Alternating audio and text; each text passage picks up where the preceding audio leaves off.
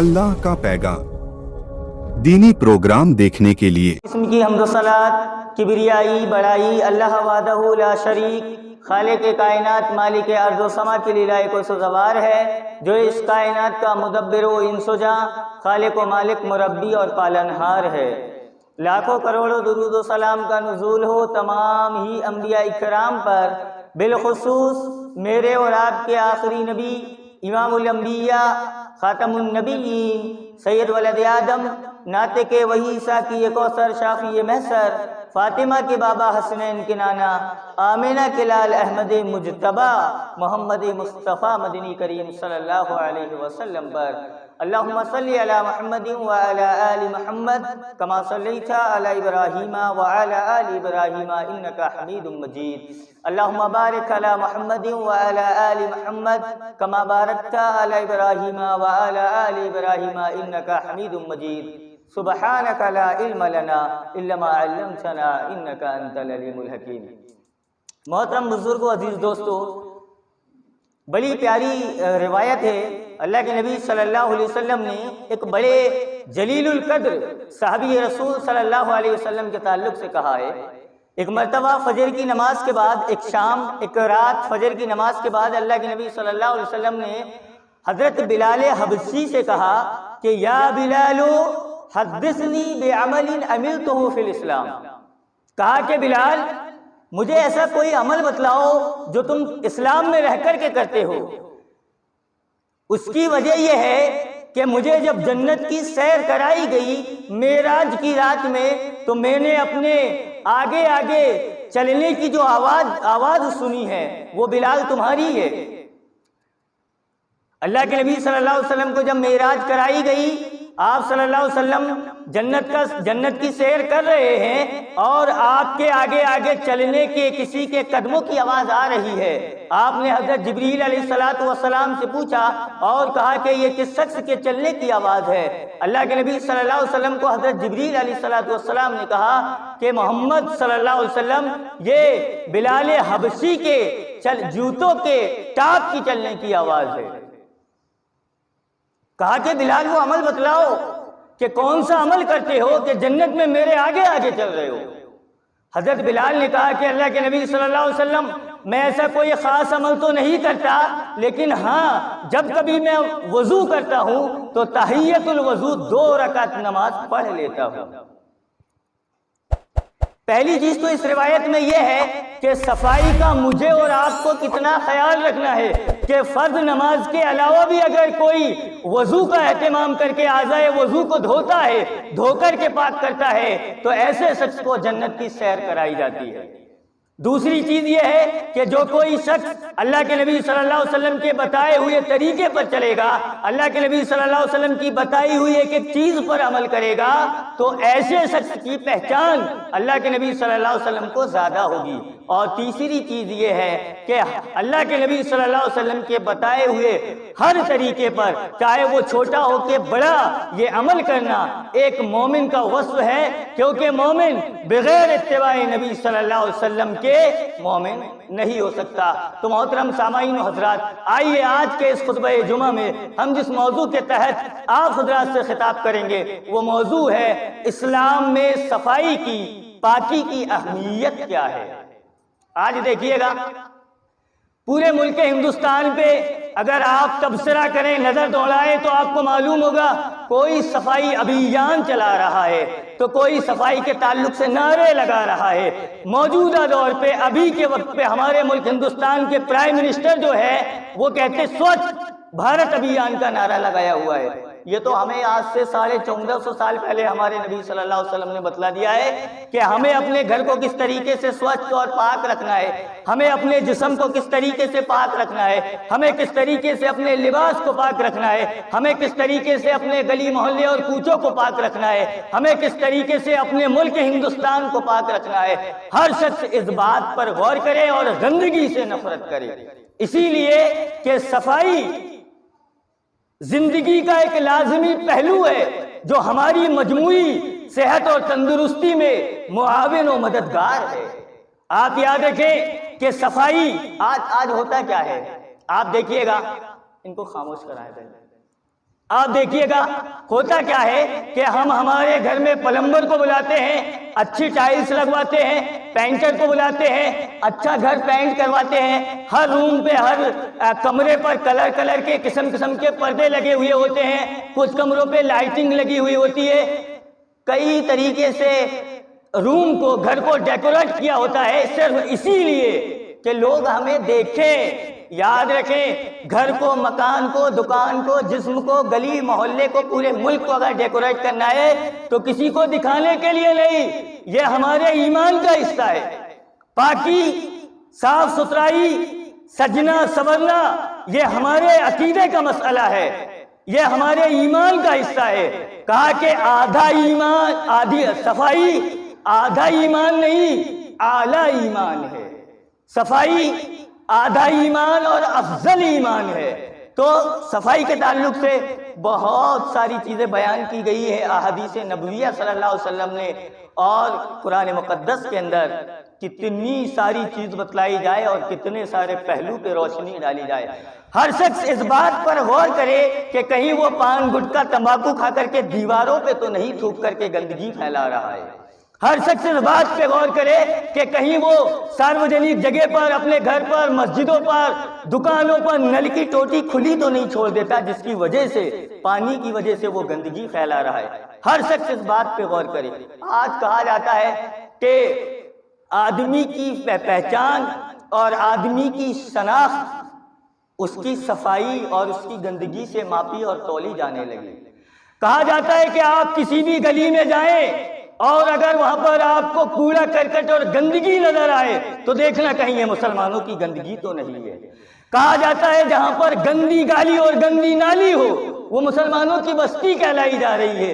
اتنا زیادہ صفائی اور ستھرائی کے معاملے میں، اتنا زیادہ ماحول خراب کرنے کے معاملے میں ہم لوگوں کا دھیان ہٹ چکا ہے، اتنا زیادہ۔ ہر آدمی کو صفائی کا خیال رکھنا ہے، ہر آدمی صفائی اچھے طریقے سے رکھے۔ ابتدائے وحی نبی صلی اللہ علیہ وسلم پہ جب وحی کا شروعاتی دور تھا، آپ دیکھو کس چیز کی وحی کی جا رہی ہے اللہ کے نبی صلی اللہ علیہ وسلم کو۔ اللہ کے نبی صلی اللہ علیہ وسلم اپنے گھر سے نکلے، آپ نے جبریل علیہ السلام جو سید الملائکہ ہے، جو فرشتوں کے سردار ہے، آپ نے دیکھا کہ زمین اور آسمان کے بیچ میں کرسی لگا کر کے جبریل علیہ السلام بیٹھے ہوئے ہیں۔ جبریل علیہ السلام کو اصلی شکل میں دیکھ لینا، ویسے تو فرشتے کو کوئی اصلی شکل میں دیکھے تو پتہ نہیں اس کے تحیر و تحیز والی حالت طاری ہو جائے۔ اللہ کے نبی صلی اللہ علیہ وسلم نے حضرت جبریل علیہ السلام کو زمین و آسمان کے درمیان کرسی لگائے بیٹھے ہوئے اپنی اصلی شکل پر دیکھا۔ آپ گھبرا گئے، پریشان ہو گئے، ڈر گئے، اور کپ کپی اور پسینہ آپ کے جسم سے ٹپکنے لگا، آپ کو بخار چڑھ گیا، آپ اپنے گھر کی طرف دوڑے اور ام المومنین حضرت خدیجہ رضی اللہ تعالی عنہا سے کہا زملونی زملونی زملونی، کہا کہ خدیجہ مجھے چادر اڑاؤ، مجھے چادر اڑاؤ، مجھے چادر اڑاؤ۔ حضرت خدیجہ رضی اللہ تعالی عنہا نے آپ کو چادر سے لپیٹا اور آپ چادر اوڑھ کر کے سو گئے۔ اللہ تبارک و تعالیٰ نے جبریل علیہ السلام کے ذریعے سے آپ کو وحی کرواتی ہوئے کہا یا ایھا المدثر، اور ایک سورہ بھی ہے یا ایھا المزمل، اے چادر کے اوڑھنے والے، قم فانذر، کہا کہ یہ سونے کا وقت نہیں ہے، کہا کہ یہ لوگوں کو ڈرانے کا وقت ہے، وَرَبَّكَ فَكَبِّرْ، کھڑے ہو اور اپنے رب کی بڑائی بیان کرو، اپنے رب کی کبریائی بیان کرو، اپنے رب کی توحید بیان کرو۔ اس روئے زمین پر توحید سے بڑا اور توحید سے قیمتی سرمایہ ایک مسلمان کے لیے کوئی چیز ہے ہی نہیں۔ آپ کتنا ہی بڑا عہدے پر پہنچ جائیں، آپ کتنا ہی نامور بن جائے، آپ کو کتنا ہی شہرت مل جائے، آپ کتنا ہی مال و دولت کما لیں، کتنا ہی عزت کما لیں، اگر آپ توحید سے، اگر آپ کے دل میں اگر توحید نہیں ہے تو آپ کا مال و دولت، عہدہ، منصب، یہ کسی بھی کام کا نہیں ہے، کسی بھی کام کا۔ اللہ تبارک و تعالیٰ نے آگے کی جو آیت بیان کیا ہے وہ میرے اور آپ کے لیے اور دنیا کے سارے مسلمانوں کے لیے بہت قابل غور جملہ ہے۔ وہی میں کہا وَثِيَابَكَ فَطَهِّرْ، کہا کہ اپنے کپڑوں کو پاک رکھیں۔ یہ پاک رہنا یہ میرے اور آپ کے لیے اللہ تبارک و تعالیٰ کا حکم ہے۔ مذہب اسلام نے صاف صفائی اور ستھرائی کی تلقین کی ہے۔ یاد رکھیں، اگر کوئی آدمی گندا رہتا ہے، اگر کوئی آدمی گندگی میں رہتا ہے، اگر کوئی آدمی صاف ستھرائی پہ نہیں رہتا ہے، ایسا آدمی کا ایمان ناقص، نامکمل اور ادھورا ہے۔ پیارے نبی صلی اللہ علیہ وسلم نے کہا الطہور شطر الایمان، کہا کہ صاف ستھرائی، صفائی یہ آدھا ایمان ہے۔ ایمان کا آدھا حصہ صفائی پہ رکھ دیا گیا اور باقی کا آدھا جو ہے نماز، روزے، زکوٰۃ، حج، شادی، بیاہ، نکاح، اس پر رکھا ہوا ہے۔ آپ دیکھیے آدھا کس چیز پر رکھا گیا ہے؟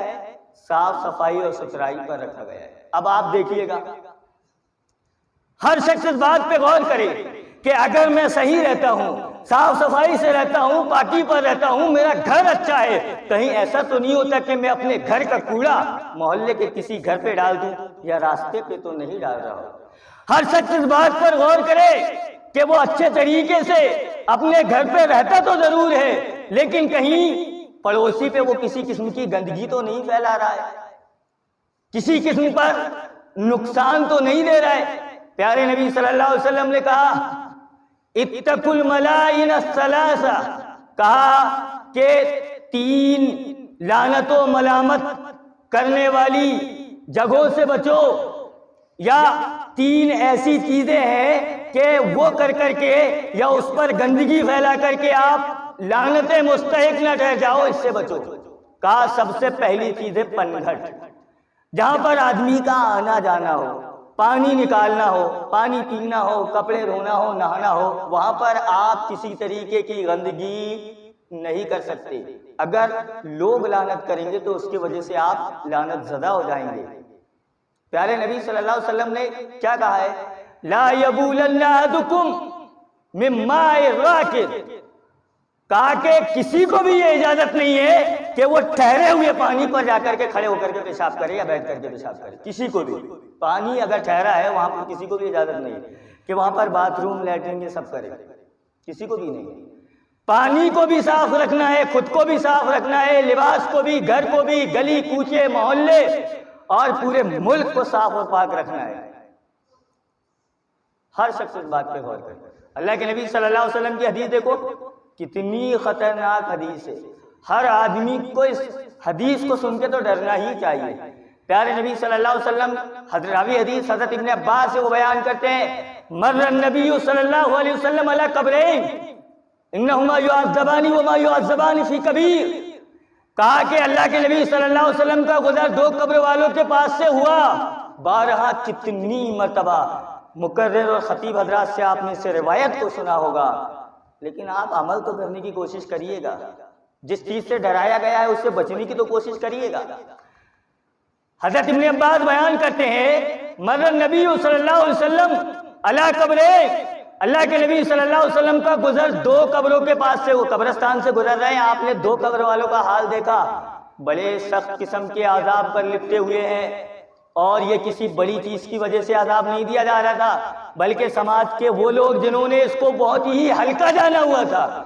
کہا کہ سب سے پہلا شخص وہ تھا فَقَالَ أَحَدُهُمَا، ان میں کا ایک وہ تھا جو سماج میں، معاشرے میں فساد ڈالنے کے لیے، لڑائی کروانے کے لیے چغل خوری کیا کرتا تھا، غیبت کیا کرتا تھا، ایک تو وہ تھا، اور دوسرا وہ تھا وَأَمَّا الْآخِرُ لَا يَسْتَتِرُ مِن بَوْلِهِ، کہا کہ وہ شخص تھا جو پیشاب کے چھینٹوں سے نہیں بچتا تھا، اور اگر اس روایت کا دوسرا معنی یہ بھی کرے تو پیشاب کرتے وقت پردہ نہیں کیا کرتا تھا۔ سطر کا مطلب پردہ کرنا بھی ہوتا ہے۔ بہرحال محدثین اکرام نے جو بیان کیا ہے، ہمیں منہج سلف پر بیان کرتے ہوئے روایت کا معنی تو یہی لینا ہے کہ کان یمشی بالنمیمہ، ایک وہ شخص تھا جو سماج اور معاشرے میں آپسی اختلافات کو پھیلانے کے لیے، لڑائی جھگڑے لگانے کے لیے اور اپنی بستی کا ماحول خراب کرنے کے لیے چغلخوری کیا کرتا تھا، اور دوسرا صفائی کا خیال نہیں کیا کرتا تھا۔ جب کبھی پیشاب کرنے کے لیے جاتا تو پیشاب کے چھینٹوں سے نہیں بچا کرتا تھا۔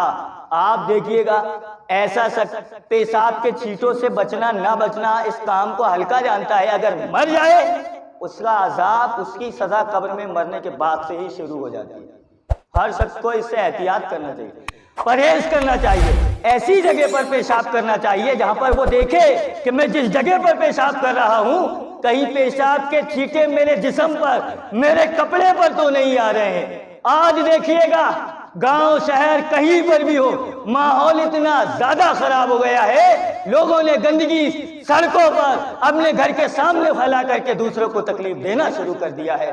اور ستم بالائے ستم یہ ہے کہ دکھ رہا ہے، نظر آ رہا ہے، اس کے باوجود کوڑا کرکٹ کوڑے کچرا بالکل ہٹانے کے لیے تیار نہیں ہے۔ وہیں سے پیشاب کا پانی بھی جا رہا ہے، کتنی ساری گندگی وہیں سے جا رہی، کتنے سارے لوگ گزر رہے ہیں وہاں سے جن کے کپڑوں پر جسم پر وہ گندا پانی لگ رہا ہے۔ آئے دن لوگ ان کو گالی دیتے ہیں، ان کے تعلق سے زبان درازی کرتے ہیں، لیکن پھر بھی لوگ سدھرنے کے لیے تیار نہیں۔ کتنی مرتبہ اس چیز کو بیان کر دیا گیا ہے۔ صاف صفائی اپنے گھر میں بھی رکھیے گا اور پورے گاؤں پہ بھی رکھیے گا، پورے محلے پہ بھی رکھیے گا۔ صفائی اس کی تو پاکی اللہ کے نبی صلی اللہ علیہ وسلم نے ایمان کا حصہ ہے، ایمان کا۔ اگر کوئی شخص گندگی کرتا ہے تو اسے اپنے ایمان پہ شک کرنا چاہیے کہ کہیں وہ مومن اور مسلمان نہیں ہے۔ ہر شخص اپنے آپ کو مسلمان کہہ رہے ہیں، اپنے گھر کے سامنے اپنے گاؤں میں کتنی گندگی ہے، کتنی گندگی پھیلا رہے ہیں۔ دیکھو کتنے سارے لوگ معذرت کے ساتھ اس پر سب کو پتہ ہے، لیکن اس پر کوئی دھیان ہی نہیں دے رہا ہے۔ یہ چھوٹی چیز نہیں ہے، یہ بڑی چیز ہے، یہ سزا کے مستحق بنانے والی چیز ہے، یہ آپ کو لعنت و ملامت پر ڈالنے والی چیز ہے، آپ کے ایمان کو خطرے میں ڈالنے والی چیز ہے، کیونکہ پاکی اس کو ایمان ایک اعلیٰ درجے پر رکھا گیا ہے۔ اعلیٰ درجے پر کہا گیا ان اللہ جمیل ویحب الجمال، اللہ تبارک و تعالیٰ خوبصورت ہے اور خوبصورتی کو پسند کرتا ہے۔ کہا کہ اللہ تبارک و تعالیٰ پاک ہے اور اللہ تبارک و تعالیٰ پاکی کو پسند کرتا ہے۔ اللہ تبارک و تعالیٰ غیرت مند ہے اور اللہ تبارک و تعالیٰ غیرت مندی کو پسند کرتا ہے۔ ہر شخص اچھے کپڑے پہنے، اچھا کھائے، اچھا رہے، اپنے گاؤں شہر پورے ملک کو اچھے طریقے سے رکھے۔ ہر شخص کو اس بات پہ غور کرنا چاہیے کہیں میری ذات سے یا میری بات سے یا میرے گھر سے یا میرے کوئی بھی عمل سے میرے پڑوسی کو کوئی تکلیف تو نہیں ہو رہی ہے۔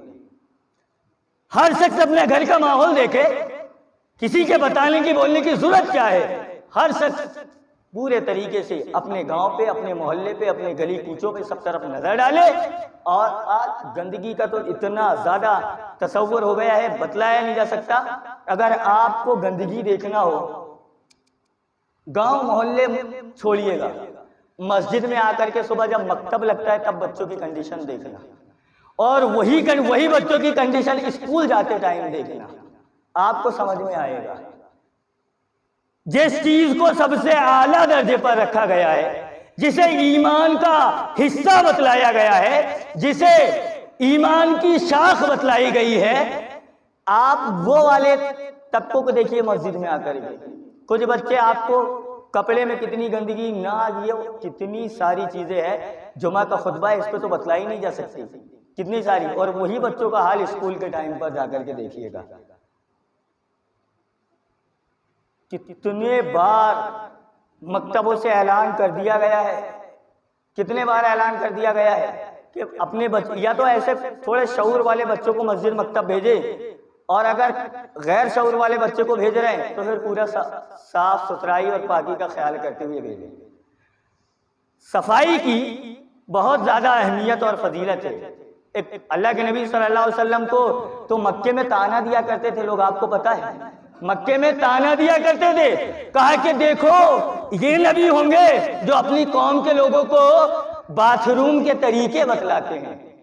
صفائی کا خیال تو آپ کو ہر جگہ کرنا ہے، ہر جگہ آپ اپنے کپڑے سے لے کر کے، نماز سے لے کر کے، سفر سے لے کر کے ہر جگہ کرنا ہے صفائی۔ سب سے جس چیز پر اللہ کے نبی صلی اللہ علیہ وسلم نے فورس کیا ہے اس چیز پر طعنے دیے گئے ہیں، طعنے۔ کہا کہ یہ نبی ہوں گے، دیکھو کہا کہ قوم کے لوگوں کو صفائی ستھرائی کے اوپر بتلا رہے ہیں، نبی کوئی ایسا ہوتا ہے کیا؟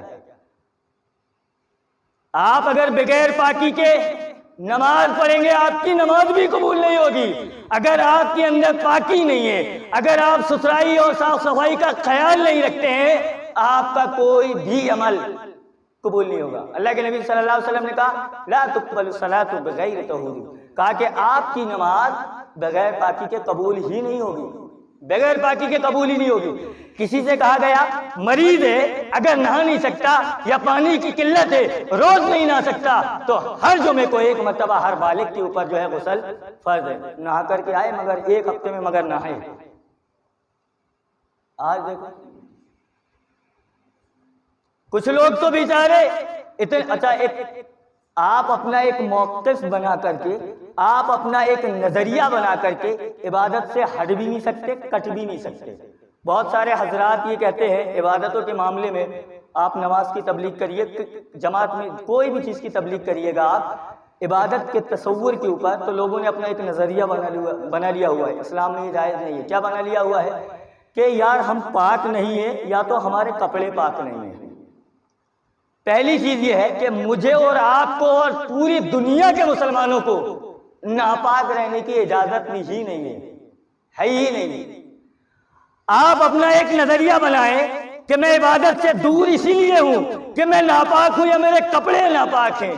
کیوں؟ آپ یہ کہہ کر کہ بالکل بھی بچ نہیں سکتے۔ آپ کو پاک رہنے کا حکم دیا گیا ہے، اللہ تبارک و تعالیٰ نے حکم دیا ہے کہ پاک رہنا یہ واجب ہے، یہ آپ کی مرضی پر نہیں ہے، یہ حکم ہے، حکم اللہ تبارک و تعالیٰ کا، یہ مرضی پر منحصر نہیں ہے۔ ایک بات یہ یاد رکھیے گا، یہاں پر تو پورے سماج نے یہ نظریہ اپنا موقف بنا لیا ہے، ہم عبادتوں سے اس لیے ہٹے ہوئے ہیں ہمارے کپڑے ناپاک، ہم عبادتوں سے اس لیے ہٹے ہوئے ہمارا جسم ناپاک، اور عبادتوں سے اس لیے ہٹے ہوئے ہمارے دل ناپاک۔ کس چیز کے اوپر بیان کیا جائے؟ آدمی کی کنڈیشن پاکی کو لے کر کے بیدار ہے ہی نہیں۔ ہر آدمی خود بھی پاک رہے، خود بھی صاف ستھرا رہے، اور پورے ماحول کو صاف ستھرا اور پاک بنانے کی کوشش کرے، ہر آدمی۔ یہ تو اللہ کے نبی صلی اللہ علیہ وسلم کا حکم دیا ہے۔ آپ کون کیا بول رہے ہیں آپ کو، اس سے آپ بالکل بھی نہ رکھیے گا۔ آپ اپنے گھر کو اور اپنے گلی کوچوں کو، اپنے محلے کو، ہر آدمی دیکھے کہ کہیں میرے نل کی ٹوٹی کھلی ہوئی تو نہیں چھوڑ دیا جس کی وجہ سے پورا پانی گندگی کے ساتھ بہ رہا ہے اور آنے جانے والے لوگوں کو تکلیف ہو رہی ہے۔ ہر آدمی اس بات پہ غور کرے کہ میرے گھر کی خواتین یا میں کو جہاں پر کچرا ڈال رہا ہوں کہیں وہ کسی کے گھر سے جڑا ہوا تو کسی کی سڑک سے جڑا ہوا تو نہیں ہے جس کی وجہ سے اسے تکلیف ہو رہی ہے۔ ہر آدمی اپنے بیٹھنے کی جگہ، رہنے کی جگہ ایک خوشبو، اتنی زیادہ صفائی کے اوپر فورس کیا گیا ہے کہ جمعے کے مسائل کے اوپر یہ کہا گیا ہے کہ جب جمعے کا دن ہوگا آپ کو آپ کے ناخن کاٹنے ہیں، کہا کہ مسواک کرنا ہے، غسل کرنا ہے، اچھے والے خوشبو لگا کر کے آنا ہے۔ اگر آپ یہ کام کر کے آتے ہیں یہ تو ایمان کا حصہ ہے، لیکن جمعے کے دن کر کے آتے ہیں تو آپ کو اس پر ثواب دیا جاتا ہے۔ آپ کو یہ کہا گیا ہے کہ آپ کے بغل کے بال ہو یا زیر ناف کے بال ہو، اگر آپ 40 دن تک نہیں کاٹتے، ایک تو میڈیکل بھی جو ہے آپ مریض ہے اور شریعتی طور پہ بھی جو ہے آپ ناپاک ہے، آپ کو نکالنا پڑے گا۔ آپ کو ہر چیز کے لیے پاکی ہے۔ اگر آپ پاک شریعتی طور پہ عبادت کرنے کے لیے نہیں رہتے تب بھی آپ جسمانی مریض پر پڑے رہیں گے۔ تو طبی فوائد بھی ہیں اور شریعتی فوائد بھی ہیں۔ صاف ستھرائی اور پاکی کا نعرہ دیجیے گا، خوب طریقے سے ابھیان چلائیے گا، اور اپنے گھر کو، اپنے ماحول کو خوب اچھے طریقے سے ہر شخص پاک و صاف ستھرائی رکھنے کی کوشش